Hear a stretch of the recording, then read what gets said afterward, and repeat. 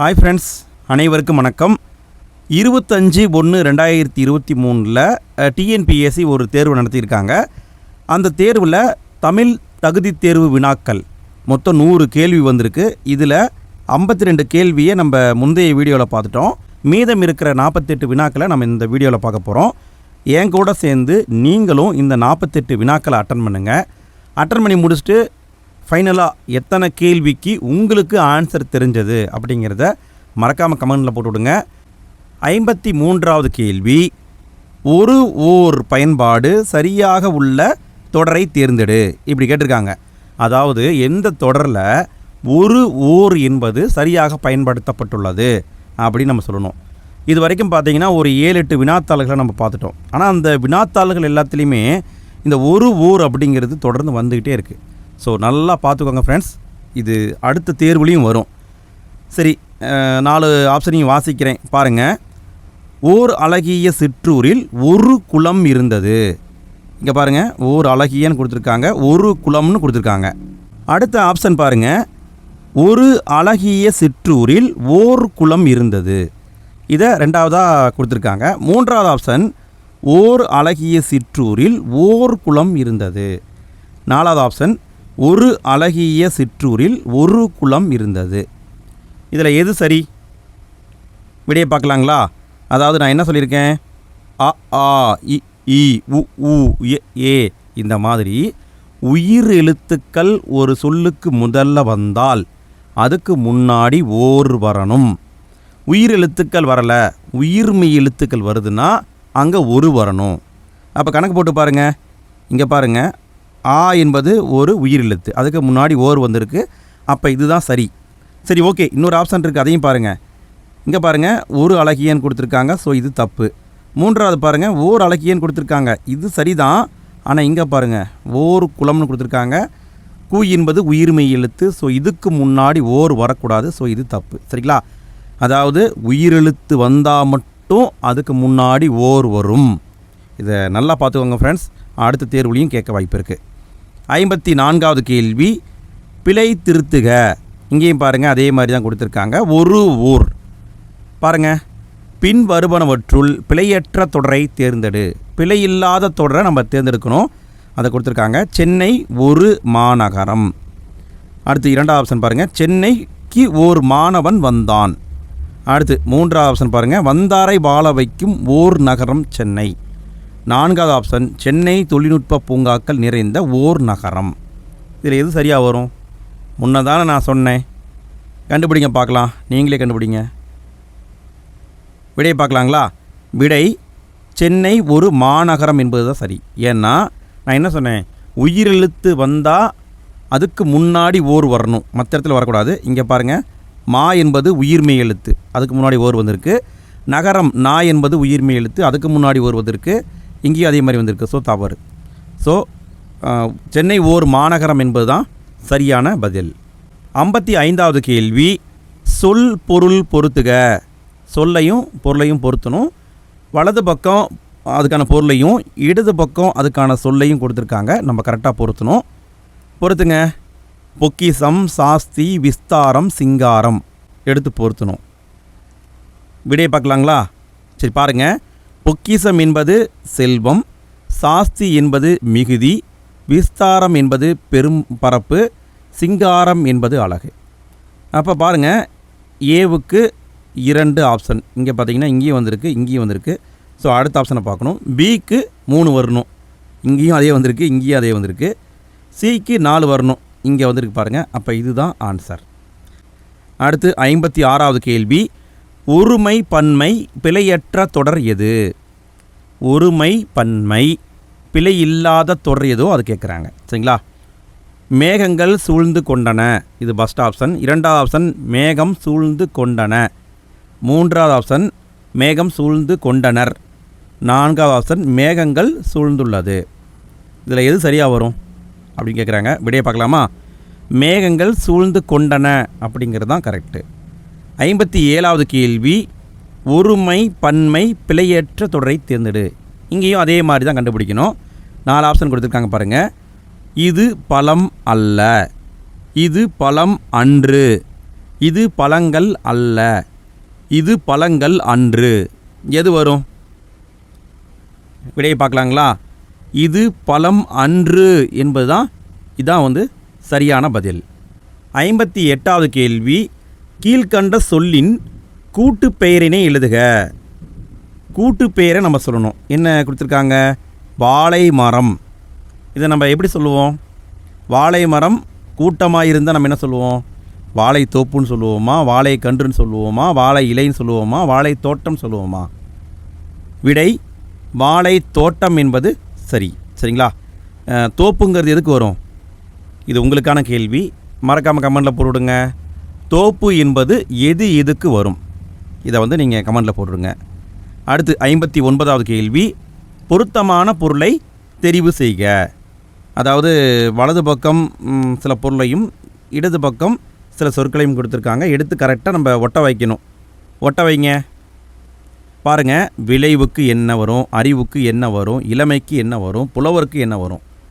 எங்கேயோ படித்த மாதிரி இருக்கே. 6ஆம் வகுப்பு முதல் வாழ்த்து பாடலுங்க. அதையவே அப்படியே கேட்டிருக்காங்க. சரி, விடையை பார்க்கலாங்களா?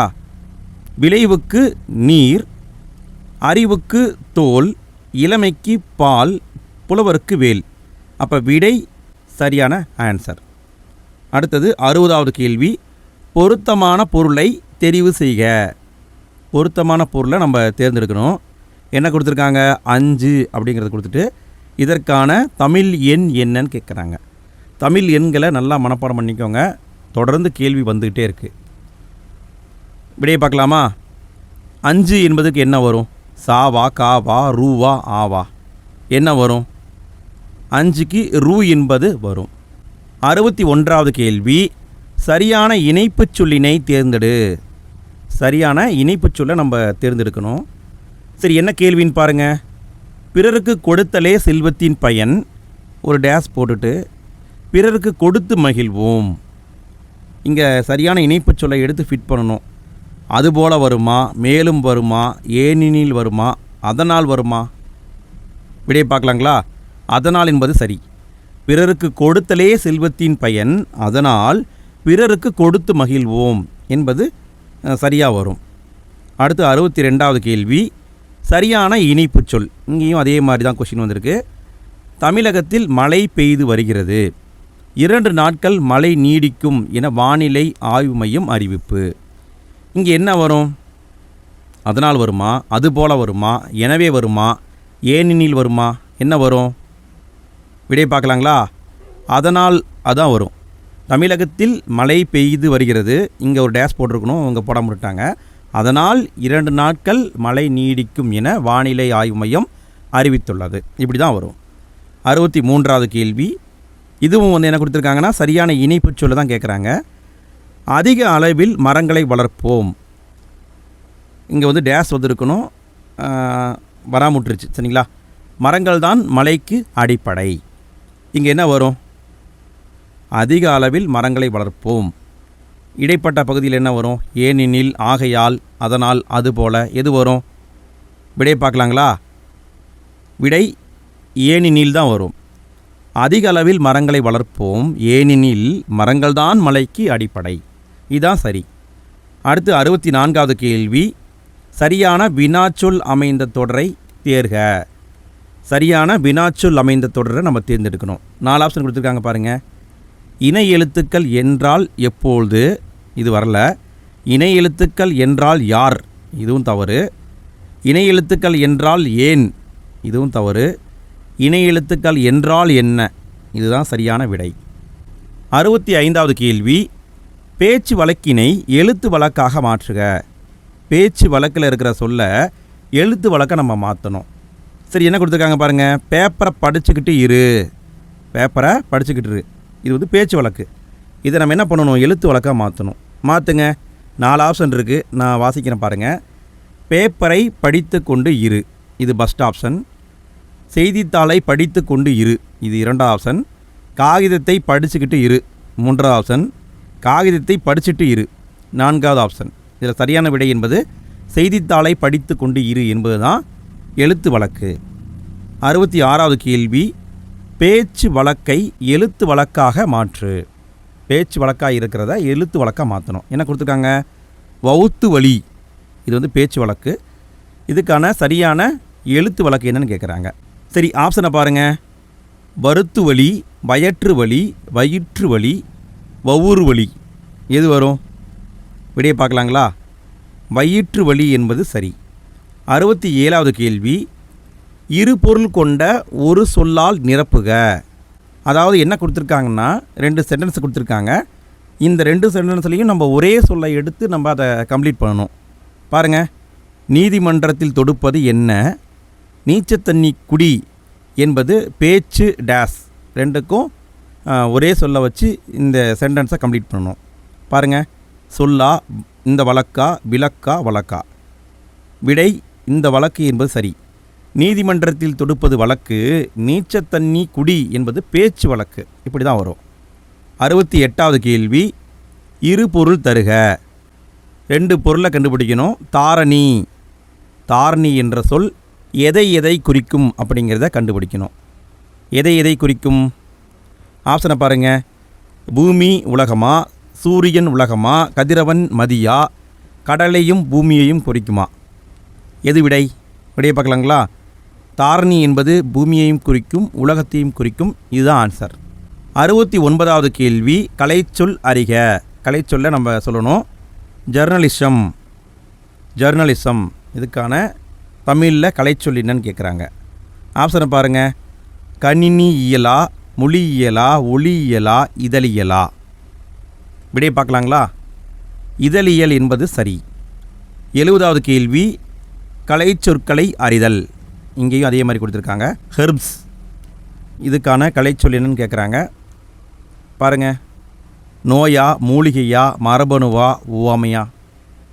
விடை மூலிகை என்பது சரி. 71வது கேள்வி, கலைச்சொல் தருக. கோனிக்கல் ஸ்டோன், இதுக்கான கலைச்சொல் என்னவோ அதை நம்ம கண்டுபிடிக்கணும். பாருங்கள், கல், நடுக்கல், கல்வெட்டு, குமிழிக்கல், என்ன வரும்? விடை குமிழிக்கல் என்பது சரி. 72வது கேள்வி, கலைச்சொல் அறிக. என்ன கொடுத்துருக்காங்க? கான்சோனன்ட், இது எதை குறிக்கும்? உயிரெழுத்தா, மெய்யெழுத்தா, ஒப்பெழுத்தா, ஆயுத எழுத்தா? எது வரும்? விடையை பார்க்கலாங்களா? மெய்யெழுத்து என்பது சரி. 73வது கேள்வி, நடத்தல் என்பதன் வேர் சொல்லை எழுதுக.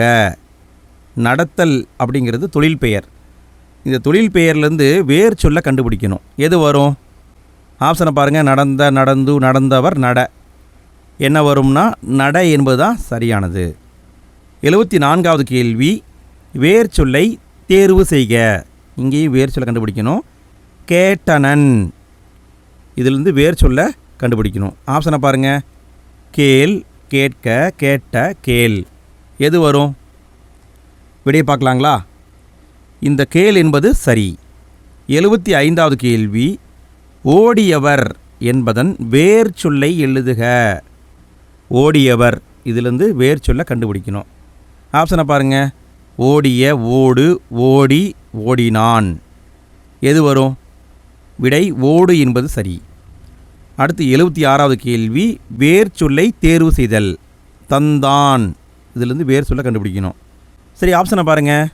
தந்து, தா, தந்த, தருகின்றான், எது வரும்? விடை தா என்பது சரி.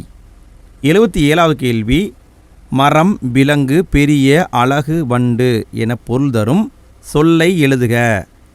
எந்த சொல்லுக்கு இது எல்லாமே பொருளாக வரும்? இதை கேட்குறாங்க. இது எங்கே இருக்கும்னா 6ஆம் வகுப்பில் இருக்குங்க. 6ஆம் வகுப்பு முதல் பருவத்தில் இருக்கும். ஆப்ஷன் பாருங்கள். தா, மா, தீ, பூ. விடை மா என்பது சரி. 78வது கேள்வி, ஆங்கில சொல்லுக்கு நேரான தமிழ் சொல்லை அறிதல். வாலண்டீர், இதுக்கான தமிழ் சொல் கேட்குறாங்க. ஆப்ஷனை பாருங்கள். பேசிக் தான். தன்னார்வலர், தொகுப்பாளர், தலைவர், தொண்டர். விடை தன்னார்வலர் என்பது சரி. அடுத்து 79வது கேள்வி, பொருத்துக. அதாவது இடது பக்கத்தில் தமிழ்லையும் வலது பக்கத்தில் ஆங்கிலத்திலையும் கொடுத்துருக்காங்க. இதை நம்ம கரெக்டாக எடுத்து பொருத்தணும். ஆப்ஷனை படிக்கிறேன் பாருங்கள். பள்ளத்தாக்கு, புதர், சமவெளி, பழங்குடியினர். சரி, விடையை பார்க்கலாங்களா? பள்ளத்தாக்கு அப்படின்னா வேலி, புதர் அப்படின்னா திக்கெட், சமவெளி அப்படின்னா பிளெயின், பழங்குடியினர்னா ட்ரைப்ஸ். அப்போ விடை எது வரும்? விடை ஏ தான் சரியான ஆன்சர்.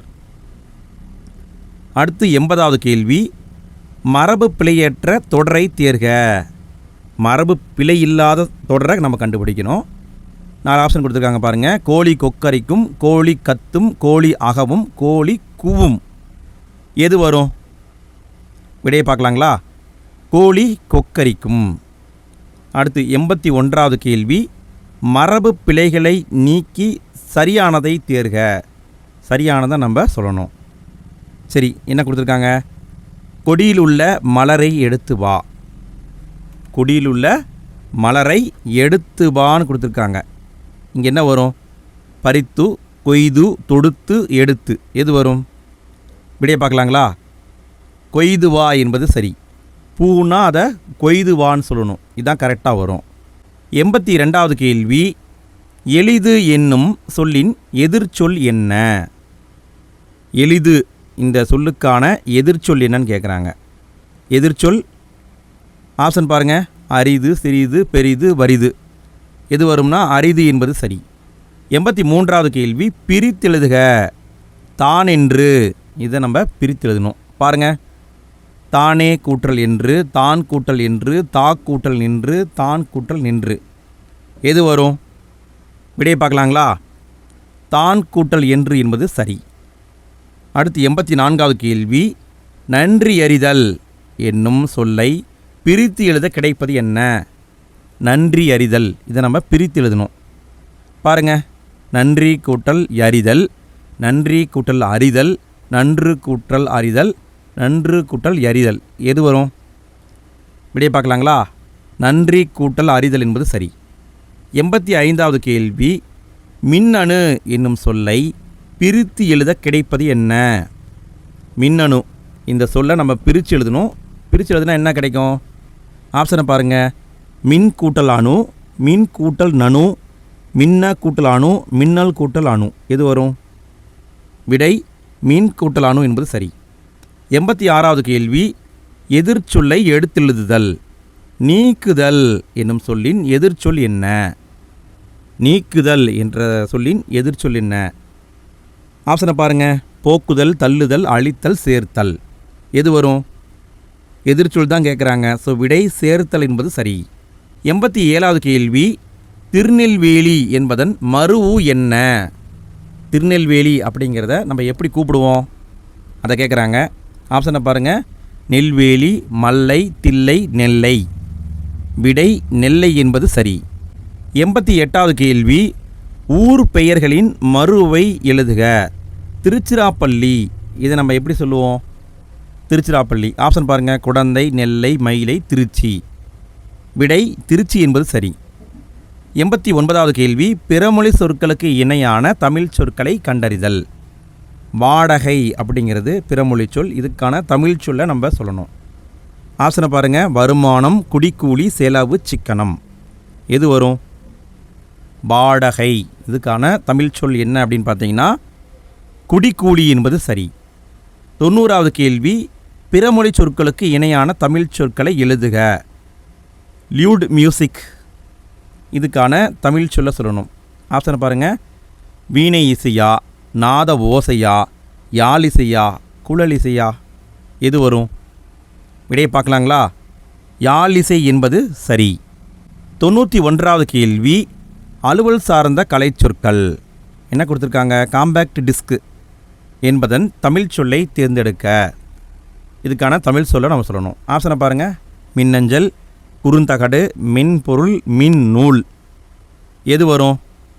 விடையை பார்க்கலாங்களா? குறுந்தகடு என்பது சரி. 92வது கேள்வி, கலைச்சொல் தேர்ந்தெழுதுதல். என்ன கொடுத்துருக்காங்க? Video conference. இதுக்கான தமிழ் சொல் கேட்குறாங்க. ஆப்ஷன் பாருங்கள். கூட்டம், வழிபாட்டு கூட்டம், காணொளி கூட்டம், பதிவிறக்கம். எது வரும்? விடையை பார்க்கலாங்களா? காணொளி கூட்டம் என்பது சரி. 93வது கேள்வி, அலுவல் சார்ந்த சொற்கள், அதாவது கலைச்சொல் தான். டிசிப்ளைன் என்பதன் தமிழ் சொல் என்ன? ஆப்ஷனை பாருங்கள். அடக்கம், ஒழுக்கம், பணிவு, பொறுமை. எது வரும்? விடையை பார்க்கலாங்களா? ஒழுக்கம் என்பது சரி. 94வது கேள்வி, ஊமையால் விளக்கப்பெறும் பொருத்தமான பொருளை தேர்ந்தெழுதுதல். சரி, என்ன கொடுத்துருக்காங்க? கண்ணினை காக்கும் இமை போல. இதுக்கான பொருள் என்னன்னு கேட்குறாங்க. ஆப்ஷனை பாருங்கள். உடனிருத்தல், பேணல், தவித்தல், வாட்டுதல். எது வரும்? விடையை பார்க்கலாங்களா? பேணல் என்பது சரி. 95வது கேள்வி, சொற்களை ஒழுங்குபடுத்தி சொற்றொடராக்குக. சரி, சொற்களை ஒழுங்குபடுத்தி சொற்றொடரமாக்கணும். இங்கே என்ன ஆப்ஷன் கொடுத்துருக்காங்க பாருங்கள். இதை சரியாக ஃபிட் பண்ண சொல்கிறாங்க. சரி பாருங்கள். முதல் ஆப்ஷன், சிலப்பதிகாரம் என்னும் காப்பியத்தை இயற்றியவர் இளங்கோவடிகள். இதுவே சரியாக வருது. அடுத்து மற்ற ஆப்ஷனையும் பார்ப்போம். இளங்கோவடிகள் காப்பியத்தை என்னும் இயற்றியவர் சிலப்பதிகாரம் தவறு. சிலப்பதிகாரம் இயற்றியவர் என்னும் காப்பியத்தை இளங்கோவடிகள் தவறு. காப்பியத்தை சிலப்பதிகாரம் என்னும் இளங்கோவடிகள் இயற்றியவர் தவறு. அப்போ ஏ தான் சரியான ஆன்சர். அடுத்து 96வது கேள்வி, ஒரு தொடரில் இரு வினைகளை அமைத்து எழுதுக. அதாவது சரியானதை தேர்ந்தெடுக்க சொல்கிறாங்க. விரிந்தது, விரித்தது. நல்லா பாருங்கள். விரிந்தது, விரித்தது. இது வர்ற மாதிரி ஒரு சென்டென்ஸை ஃபார்ம் பண்ணணும். அவங்களே 4 ஆப்ஷனை கொடுத்துருக்காங்க பாருங்கள். முதல் ஆப்ஷனை பாருங்கள். மழைக்காற்று வீசியதால் புவின் இதழ்கள் விரித்தது, மயில் தொகையை விரிந்தன. சரி. இரண்டாவது ஆப்ஷன், மழைக்காற்று வீசியதால் புவின் இதழ்கள் விரிந்தன, மயில் தொகையை விரித்தது. மூன்றாவது ஆப்ஷன், மழைக்காற்று வீசியதால் புவின் இதழ்கள் விரிந்தன, மயில் தொகையை விரிந்தன. நாலாவது ஆப்ஷன், மழைக்காற்று வீசியதால் புவின் இதழ்கள் விரித்தது, மயில் தொகையை விரித்தது. எது வரும்? விடை பி தான் சரியான ஆன்சர். அதாவது மழைக்காற்று வீசியதால் புவியின் இதழ்கள் விரிந்தன, மயில் தொகையை விரித்தது தான் சரியானது. 97வது கேள்வி, அகர வரிசைப்படுத்துக. அகர வரிசையில் நம்ம அமைக்கணும். ஆப்ஷனை பாருங்கள். நட்பு, அன்பு, மகிழ்ச்சி, பள்ளி, விளையாட்டு, வீடு, தோட்டம். அகர வரிசைப்படுத்துக. இதை தொடர்ந்து கேட்டுகிட்டே இருக்காங்க. ஸோ நல்லா பார்த்துக்கோங்க ஃப்ரெண்ட்ஸ். சரி, விடையை பார்க்கலாங்களா? நான் என்ன சொல்லியிருக்கேன்? அகர வரிசைப்படுத்தணுன்னா என்ன பண்ணணும்? ஃபஸ்ட்டு உயிரெழுத்துக்கள் அ, ஆ, இ, உ, இதை ஃபஸ்ட்டு நம்ம பார்க்கணும். அதை தான் நம்ம ஃபஸ்ட்டு ப்ரிஃபரன்ஸ் கொடுக்கணும். இரண்டாவதாக புள்ளி வச்ச எழுத்துக்கு முக்கியத்துவம் கொடுக்கணும். மூன்றாவதாக உயிர்மெய் எழுத்துக்கு முக்கியத்துவம் கொடுக்கணும். இங்கே ஆப்ஷனில் பார்த்தீங்கன்னா அன்பு, இதில் தான் ஆ என்பது உயிரெழுத்தாக வந்திருக்கு. அப்போ இது எங்கே ஃபஸ்ட்டாக வருதோ அதுதான் ஆன்சர். அப்போ இங்கே தான் அன்பு வருது. அப்போ இதுதான் சரியான ஆன்சர். சரிங்களா? இப்படி கொஷினை குழப்பற மாதிரி கொடுத்துட்டு எளிமையாகவும் கேட்பாங்க. 98வது கேள்வி, எவ்வளவு உயரமான மரம்? இது எவ்வகை தொடர் என கண்டறிக. எவ்வளவு உயரமான மரம்? இது எவ்வகை தொடர் என கண்டறிக. இது வினா தொடரா, கட்டளை தொடரா, செய்தி தொடரா, உணர்ச்சி தொடரா? என்ன தொடர் வரும்? விடையை சொல்லுங்கள். விடை உணர்ச்சி தொடர் என்பது சரி. எவ்வளவு உயரமான மரம்? இப்படி தான் இதை சொல்லணும். 99வது கேள்வி, விடைக்கேற்ற வினாவை தேர்ந்தெடு. அவங்களே விடையை கொடுத்துட்டாங்க, நம்ம வினாவை கண்டுபிடிக்கணும். கியூரி அம்மையார் போலந்து நாட்டைச் சேர்ந்தவர். இது விடை. சரி, கேள்வியை பாருங்கள். ஆப்ஷன் பாருங்கள். கியூரி அம்மையார் பிறந்த ஊர் எது? கியூரி அம்மையார் எந்த நாட்டைச் சேர்ந்தவர்? கியூரி அம்மையார் எங்கு வாழ்ந்தவர்? கியூரி அம்மையார் எந்த மாநிலத்தை சார்ந்தவர்? எது வரும்? விடையை பார்க்கலாங்களா? இதுதான் சரியான ஆன்சர். கியூரி அம்மையார் எந்த நாட்டைச் சேர்ந்தவர்? இதுதான் சரியான கேள்வி. 100வது கேள்வி, கடைசி கேள்வி. கடைசி கேள்வியை பார்க்குறதுக்கு முன்னால் ஃப்ரெண்ட்ஸ், இதே மாதிரி நிறைய வீடியோக்களை நாங்கள் தொடர்ந்து போட்டுட்ருக்கோம். அதுக்காக பிரத்யேகமாக ஒரு பிளேலிஸ்ட்டை உருவாக்கியிருக்கிறோம். அந்த பிளேலிஸ்ட்டில் எல்லா வீடியோவுக்கான லிங்க் இருக்கும். அந்த பிளேலிஸ்ட்டுக்கான லிங்க்கு இந்த வீடியோவுக்கு கீழே டிஸ்கிரிப்ஷன் பாக்ஸ்லேயும் ஃபஸ்ட்டு கமெண்ட்லேயும் இருக்குது. நீங்கள் கிளிக் பண்ணி எல்லா வீடியோவையும் பார்த்து யூஸ் பண்ணிக்கோங்க. நிறைய பயிற்சி எடுக்கும்போது கண்டிப்பாக நம்ம பாஸ் ஆகிடலாம். சரிங்களா? ஸோ பாருங்கள். அது மட்டும் இல்லாமல் வீடியோ பிடிச்சிருந்தால் மறக்காமல் லைக் போட்டுருங்க ஃப்ரெண்ட்ஸ். நிறைய பேர் பார்க்குறீங்க, பட் லைக் போட மறந்துடுறீங்க.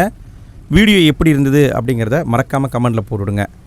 உங்களுடைய ஃப்ரெண்ட்ஸுக்கும் ஷேர் பண்ணிவிடுங்க. சரி, 100வது கேள்வியை பாருங்கள். விடைக்கேற்ற வினாவை தேர்ந்தெடு. சரி, என்ன கொடுத்துருக்காங்க? திருக்குறள் உலக பொதுமறை என்று போற்றப்படுகிறது. இது வந்து விடை. பட் அவங்க எந்த மாதிரி கேள்வி வரும்னு கேட்குறாங்க. 4 ஆப்ஷனை பாருங்கள். உலக பொதுமறை என்று போற்றப்படுவது திருக்குறளா? இது முதல் கேள்வி. 2வது கேள்வி, எந்த நூல் உலக பொதுமறை என்று போற்றப்படுகிறது? 3வது கேள்வி, போற்றப்படும் உலக பொதுமறை நூல் எது? 4வது கேள்வி பாருங்கள். நூல் போற்றப்படுகிறது உலக பொதுமறை என்று. எது வரும்? விடையை பார்க்கலாங்களா? எந்த நூல் உலக பொதுமறை என்று போற்றப்படுகிறது? இதுதான் சரியான பதில். ஓகே ஃப்ரெண்ட்ஸ், அடுத்த வீடியோக்கான லிங்க்கு இப்போ எண்ட் ஸ்க்ரீனில் வந்திருக்கும். அதை கிளிக் பண்ணுங்கள். அதில் இன்னும் நிறைய இன்ட்ரெஸ்டிங்கான கேள்விகளை நம்ம பார்க்கலாம். ஓகே ஃப்ரெண்ட்ஸ், அடுத்த வீடியோவில் சந்திப்போம்.